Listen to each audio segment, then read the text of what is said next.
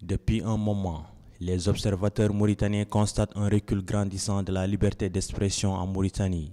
Ils avancent comme preuve l'arrestation et la répression de journalistes, musiciens et syndicalistes, ayant pour point commun la contestation du pouvoir de Nouakchott. Bien que la Mauritanie soit, selon Reporters sans frontières, en tête des pays arabes en termes de liberté de presse, les journalistes mauritaniens se sentent de plus en plus intimidés, voire visés. بخصوص ما يتعلق بحرية التعبير وبحرية الصحافة فأنا أعتقد أن حرية الصحافة تدهورت كثيرا عما كانت عليه. En ce qui concerne la liberté d'expression des presse, elle a sensiblement marqué le pas en Mauritanie par rapport à l'ère de Ould Taya, et ce malgré quelques retouches de façade initiées sous le régime de Ould Abdelaziz.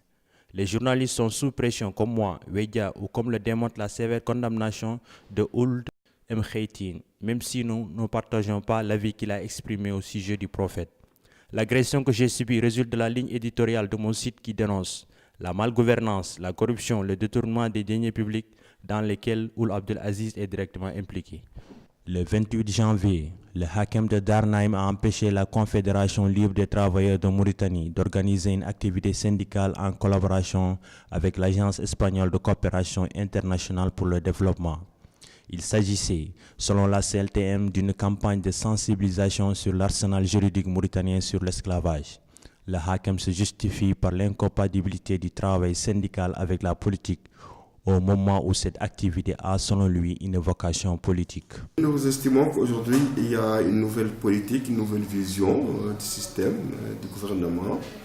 Et cette vision, c'est de pouvoir réellement écraser toutes les sensibilités ou les opinions ou les acteurs qui agissent pour dénoncer ces pratiques de l'esclavage qui sévissent encore en Mauritanie.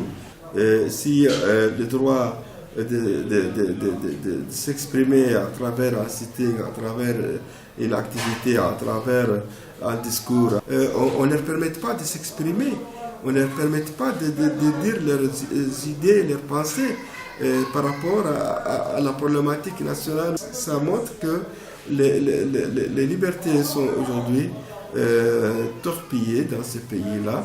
À plus de 200 km à l'est de Nouakchott, Biram Daoul Abeid, une icône de l'anti-esclavagiste, écope une prison de 2 ans. On lui reproche d'avoir participé à une marche autorisée pourtant par les autorités administratives. Vous savez, dans le cas de Biram, d'Ibrahim, Bilal et de Yibissou, c'est un cas apparemment atypique de violation de toutes les formes de liberté en Mauritanie. La Mauritanie estime ou consacre, puis je dirais plutôt consacre, que l'esclavage est un crime contre l'humanité. Et avec cela, elle poursuit, sanctionne et condamne des éléments parce qu'ils s'activent pour dénoncer ce phénomène d'esclavage et toutes ces formes qui sont encore présentes dans le pays. Les jugements ne reflètent pas les débats, n'ont rien à voir avec les débats, qu'ils violent toutes les formes de liberté, que dans ces pays, on continue encore à violer la Constitution, à violer l'ensemble des instruments internationaux que la Mauritanie a ratifiés, qui consacrent, la liberté, toutes les formes de liberté, d'organisation, d'association, d'expression, et surtout que la Mauritanie aussi, et c'est très important, a inscrit dans sa Constitution que l'esclavage est un crime contre l'humanité. Autrement dit, poursuivre, sanctionner et condamner quelqu'un pour le fait qu'il s'active contre l'esclavage, c'est un autre crime encore. Je pense qu'à travers le cas de Biram et de ses compagnons, il y a un recul de la liberté d'expression. Il y a un recul de la liberté d'association. Hamada, un membre du groupe du rap mauritanien Oulad El Bled, est sous contrôle judiciaire. Le parquet l'accuse de viol et usage de drogue.